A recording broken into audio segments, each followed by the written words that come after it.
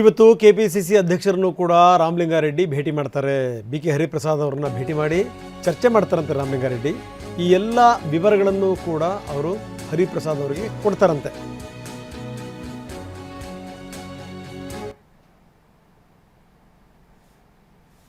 So ಇದು ಅಂದರೆ ಎಲ್ಲವೂ ಕೂಡ ಬಗೆಹರಿತು ಅಂತ ಅಂದ್ಕೊಂಡಿದ್ವಿ ನಾವೆಲ್ಲ ಕೂಡ, ಆದರೆ ಇಲ್ಲ, ಇದನ್ನು ಮುಂದುವರಿತಾ ಇದೆ.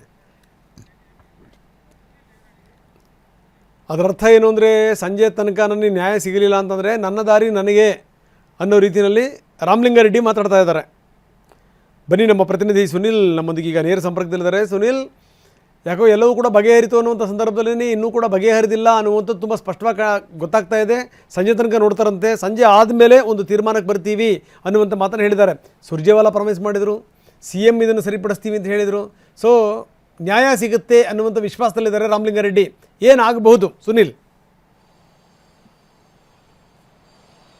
ರಂಗನಾಥ್, ನಿನ್ನೆ ಮುಖ್ಯಮಂತ್ರಿಗಳು ಯಾವಾಗ ರಾಮಲಿಂಗಾರೆಡ್ಡಿ ಅವರನ್ನ ಭೇಟಿ ಆಗ್ತಾರೆ ಅಲ್ಲಿಗೆ ರಾಮಲಿಂಗಾರೆಡ್ಡಿ ಅವರ ರಾಜೀನಾಮೆ ಒಂದು ಪ್ರಹಸನ ಮುಕ್ತಾಯವಾಗುತ್ತೆ ಅಂತ ಕಾಣ್ತಾ ಇತ್ತು. ಆದರೆ ಬೆಳಗ್ಗಿನ ಮತ್ತು ಈಗಿನ ಅವರ ಹೇಳಿಕೆಗಳನ್ನ ನೋಡ್ತಾ ಇದ್ರೆ ಇನ್ನೂ ಕೂಡ ಅವರ ಬೇಸರದ ಮಾತುಗಳು ಸ್ಪಷ್ಟವಾಗಿ ಗೊತ್ತಾಗುತ್ತೆ. ಅವರೊಂದು ಮಾತನ್ನು ಹೇಳ್ತಾರೆ, ನಾನಿನ್ನೂ ತಾಳ್ಮೆಯನ್ನು ಕಳೆದುಕೊಂಡಿಲ್ಲ, ಸಂಜೆವರೆಗೂ ಕಾಯ್ತೀನಿ ಅಂತೇಳಿ. ಪ್ರಮುಖವಾಗಿ ಈಗಾಗಲೇ ರಾಮಲಿಂಗಾರೆಡ್ಡಿ ಅವರು ರಾಜೀನಾಮೆ ವಿಚಾರಕ್ಕೆ ಸಂಬಂಧಪಟ್ಟಂತೆ ಈಗಾಗಲೇ ಬೆಂಗಳೂರು ರಾಜಕೀಯದ ಮೇಲೆ ದೊಡ್ಡ ಪರಿಣಾಮ ಬೀಳುತ್ತೆ ಅಂತೇಳಿ ಸುರ್ಜೇವಾಲಾ ಅವರು ಈ ಒಂದು ರಾಜಕೀಯ ಪ್ರಹಸನಕ್ಕೆ ಎಂಟ್ರಿ ಆಗಿದ್ದಾರೆ. ಹಾಗಾಗಿ ರಾಮಲಿಂಗಾರೆಡ್ಡಿ ಅವರನ್ನ ಮನವೊಲಿಕೆ ಮಾಡುವಂಥ ಕಸರತ್ತಿಗೆ ಸುರ್ಜೇವಾಲಾ ಅವರು ಕೂಡ ಮುಂದಾದರು.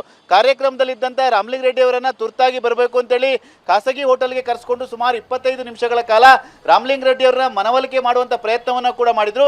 ಆದರೆ ರಾಮಲಿಂಗಾರೆಡ್ಡಿ ಅವರಿಗೆ ಮನವೊಲಿಕೆ ಆಗದಂಥ ಸಂದರ್ಭದಲ್ಲಿ ಒಂದು ಭರವಸೆಯನ್ನು ಕೂಡ ಕೊಟ್ಟು ಕಳಿಸಿದ್ದಾರೆ ಅನ್ನೋ ಮಾಹಿತಿ ಕೂಡ ಲಭ್ಯವಾಗಿದೆ.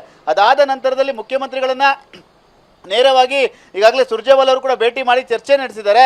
ಈ ಒಂದು ಚರ್ಚೆಯಲ್ಲಿ ಏನಾಗುತ್ತೆ ಅನ್ನೋ ಒಂದು ಅಂತಿಮ ನಿರ್ಧಾರಕ್ಕೆ ರಾಮಲಿಂಗಾರೆಡ್ಡಿ ಅವರು ಕೂಡ ಕಾದು ಕುಳಿತಿದ್ದಾರೆ. ಅವರಿಬ್ಬರ ಮಾತುಕತೆಯ ನಂತರದಲ್ಲಿ ನನಗೆ ಕರೆ ಬರುತ್ತೆ, ಅದಾದ ನಂತರದಲ್ಲಿ ನಾನು ಸುರ್ಜೇವಾಲಾ ಅವ್ರನ್ನ ಭೇಟಿಯಾಗಿ ನನ್ನ ನಿರ್ಧಾರವನ್ನು ಪ್ರಕಟ ಮಾಡ್ತೀನಿ ಅಂತೇಳಿ ಈಗಾಗಲೇ ರಾಮಲಿಂಗಾರೆಡ್ಡಿ ಅವರು ಹೇಳಿರುವಂತು. ಇವೆಲ್ಲ ಬೆಳವಣಿಗೆಗಳನ್ನ ನೋಡ್ತಾ ಇದ್ರೆ ಇದಕ್ಕೆ ರಾಮಲಿಂಗಾರೆಡ್ಡಿ ಅವರಿಗೆ ಒಂದು ಭರವಸೆ ಸಿಗ್ತಾ ರೀತಿ ಕಂಡು ಬರ್ತಾ ಇದೆ.